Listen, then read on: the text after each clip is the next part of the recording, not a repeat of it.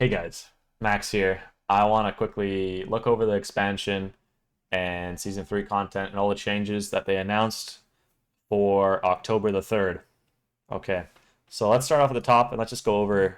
Not going to watch the trailer. You guys should definitely check it out. I think the trailer looks very cool. It's very well animated. But what about our actual game? What about the changes? What about the expansion? Well, for starters, price tag $30. Boom. Some people are saying it's gonna be free. I think those people are crazy. Anytime an MMO releases an expansion, there's always a price tag next to it, but $30 is a bit much. I'm not gonna lie. I think for it's just there. I don't know. Let's not dwell too much about it. I think a lot of people are gonna be ranting about this. Some people are gonna be defending it. I'm gonna sit on the fence and maybe they'll release a sale. I think it's a little bit too high. I think $20. It's $10 at the end of the day. It's whatever, but I just don't think we want to get as many new players, or we want to get as many players returning to the game.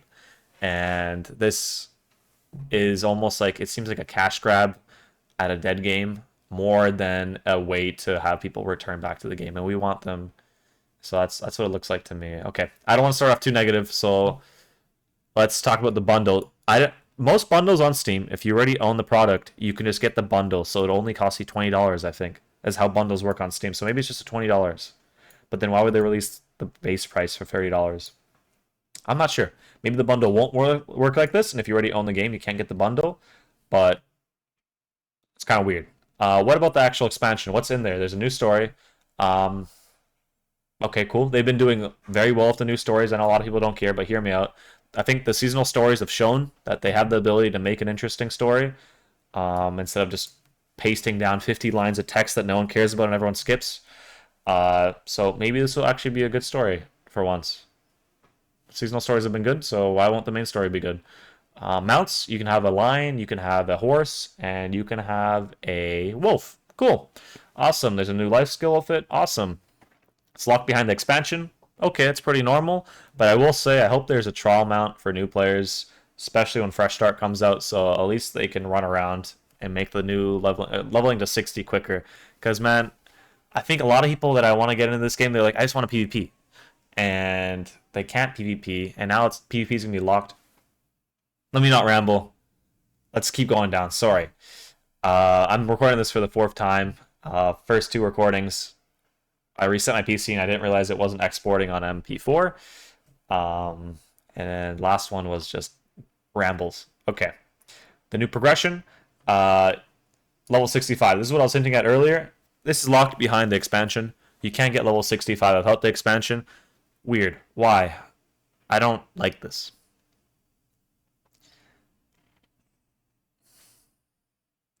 You could have locked the new zone. You could have locked mounts. You could have locked the new expeditions. You could have locked the new gear. Fine. But why lock the level? This is important. People are like, why does it matter? You can't. They reworked mutations to where you need to be level 65 to do them. So old expeditions where you could previously do the mutations, you can no longer do that content without buying the expansion. Which,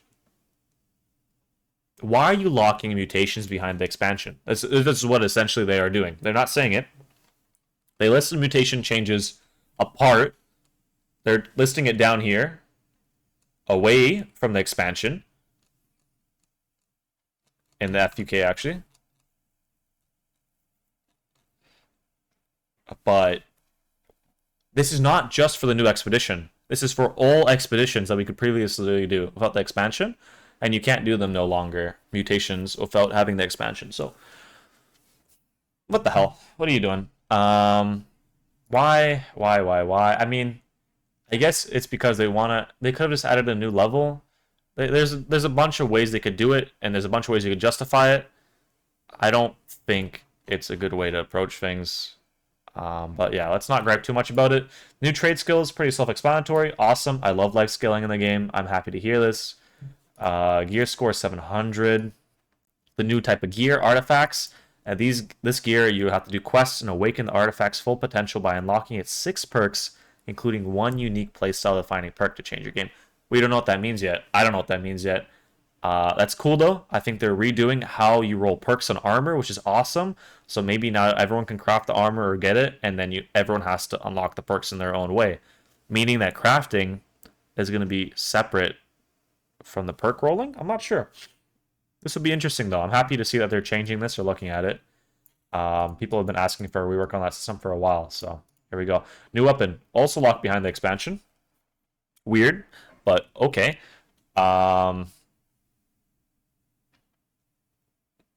Strange, but I think a lot of people were hoping on the weapon. I think a lot of people were hoping for a life staff alternative, especially if the leaks saying that was going to focus of strength and focus, but they don't say anything about healing in this. So, no. But this does seem to be an alternative for Sword and Shield, where if you want to be a tank in PvE, you have to run Sword and Shield currently, because there's nothing else that can block hits, and this will have the ability to do that, which is going to be awesome. So I hope this will be an alternative for tanking, which, about time, right? We don't just want one weapon for tanking, we don't just want one weapon for healing. So, at least they eliminated one of those, hopefully. And yeah, it looks like it's going to be similar to Void Gauntlet of all the buffs and debuffs and AoE. So it'll be awesome for wars. And I'm going to be excited to see the meta change with it. Zones.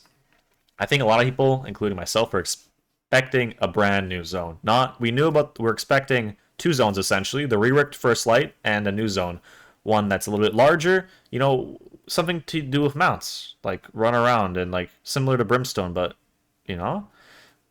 It looks like they're just reworking First Light. So the fact they haven't announced a new zone is I really hope that they make First Light bigger. Obviously, right? Imagine if First Light's the same size. It would be ridiculous. All the new nodes are in this new zone, and you have mounts, and it's just going to be jam-packed. It would be very weird. So it has to be huge, right? I think they're going to make the zone huge. They have to. It's going to look weird on the map, but you're adding mounts. The zone better be big. Better be big. But why not just make two zones then? I don't know. Maybe they're hiding something, but I think that's copium. I think that is copium. Maybe they're saying they're going to release a new zone in December, but we really need this expansion to hit hard, man. We need it to be a home runner. So, a little bit worried about that. Okay, new expedition. I think all the expeditions have been fun. I'm mainly a PvP and life skill kind of guy, but I still enjoy doing them. So that's cool. The new Heart Rune looks very cool. You transform to a monster, and you get to do unarmed, light, and heavy attacks. It's very unique. Nothing's been like that. It's kind of like Windnote from Overwatch. And I think this might be the coolest Heart Rune that I've seen them talk about. Hopefully it's actually useful. A lot of the Heart Runes have not been useful. I really wish they'd look at that. It's just been Detonate, Grasping Vines. But I think, okay, I'm mainly thinking about the one where you fly up in the air and crash land down. But people have been finding uses for them. Okay, so this is all the content for the expansion, and there actually is quite a bit. I know I went over it really quickly, but the new increases of level and the new mutations and the new trade skills, I think that's awesome. I'm really happy for that. I've been stockpiling my unusual resins and unusual ores to try and get level 250 as quickly as possible to mine the new nodes, and I can't wait for that to happen, man. I can't wait to start crafting or just making some money, you know? So stockpile on those if you haven't already, and stockpile on the base materials, sell your Asmodeum and daily cooldown materials, because I think they're going to be releasing a new daily cooldown material. Trade skill level 250 for refine and craft. 250 refining, new cooldown material confirmed, okay? So let's talk about things apart from the expansion that everyone's going to have access to. Let's be honest, most people are going to get the expansion, but the new influence races, this matters. We want to see the game getting better. We don't, you know? This, I think, is a wonderful new change. I'll read over it quickly. Capture new influence towers and strike down enemy factions in open world combat for territorial supremacy. I don't know why I said that so well. Each faction will compete for influence in specific zones during scheduled times. This is the big part. They're making it more organized. They're making open world PvP more organized. This will take away a little bit of the, you just meet someone randomly and you fight them. That is fun, but I think open world, this is great. Because one, capturing territories was very boring. If you ever watched New World League, it was such a pain for them to capture territories. It was terrible. The devs definitely could have done something. Anyways, but this hopefully it's set like you get a set amount of time, and if you get to the marker, which they can adjust, you get to declare a war. So it's like a race, and it takes into account PvP missions still, the influence towers, which is the new objective, and forts before the race ends. So it's going to be during a certain amount of time, which kind of sucks for certain people because maybe they can't be on during that time. But I think this is what had to happen. And overall, I'm actually really excited about this change. I'm looking forward to doing some more open world PvP and capturing territories and hopefully finally joining a war, you know? On my new server I joined, I've not found an active company yet. So it's been a while since I warred. I talked about the resilience changes already, right?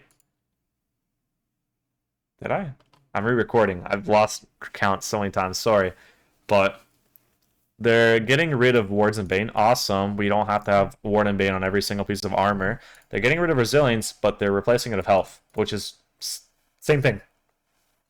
They're making resilience built in, which is interesting. It's buffing, it's nerfing everything apart from heavy, essentially, because you had 25% before, now you only have 20% and 15%. So that's good. Heavy deserves some buffs. I like heavy, but people are already really hard to kill, and this will make people a little bit easier to kill, hopefully. So that's a solution, but then the problems come in with this new health perk. If we just ignore everything, but they're making a perk that makes people tankier.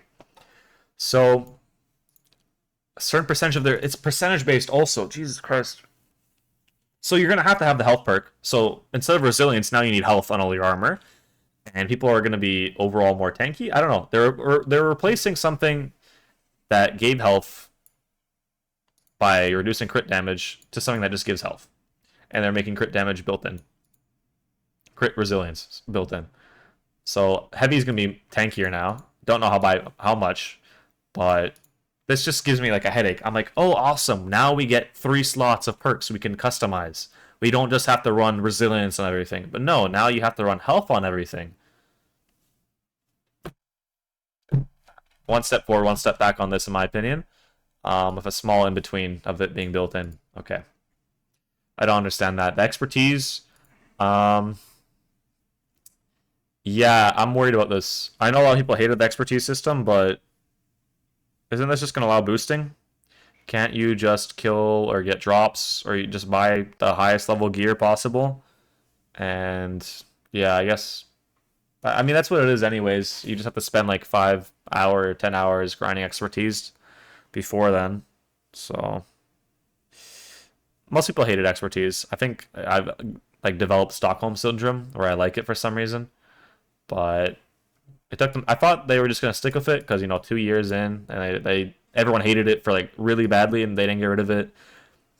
They just made it easier to do, and now they're getting rid of it. So I think this change should have been done before the expansion, to be honest, to test out how it's gonna go, because this is a huge change, and we don't know the impact it's gonna have on the game, especially for fresh leveling or like for new content. How bad is boosting gonna be? Pretty bad. We'll see. This is a little bit worrying. This is like a huge change that no one was really asking for at the same time. Like, I'm sure people want it, but this is much more important, and this is what everyone wanted. We wanted to focus on this, and this is a huge change that they kind of just threw in there, and I feel like it's going to break the basket because I don't trust in them to balance all of this, sorry to say. So, yeah. Let's conclude this with the things I'm really happy to hear, things I'm not so sure about, and things I'm worried about. Actually, let's do things I'm worried about first. Let's get that out the way. Things I'm worried about. Things I'm worried about the $30 price tag, man. You have 1 million people that already bought the game. Let's focus on those guys. Let's bring them back. Let's not just cash grab the people remaining. Why $30? Why do I have to buy gear sets? Why is boosters going to be pay to win? What are you doing? $30, a little bit high. Why are you locking level 65 behind the expansion? Why are you removing mutations and locking mutations behind the expansion? Let's think about that. Why are you only adding in one new zone while adding in mounts? So those are the 4, 3 things, however you want to count it, things I'm really worried about.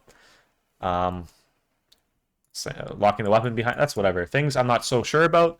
I hope that getting level 65 isn't that easy, but you have to get it to do it. Mutations, in the mutations, you have to do elite mutations to get artifact gear. What the heck? So maybe there's another way to get artifact gear. Maybe this is just like an alternative. Don't think so. I think you have to get level 65.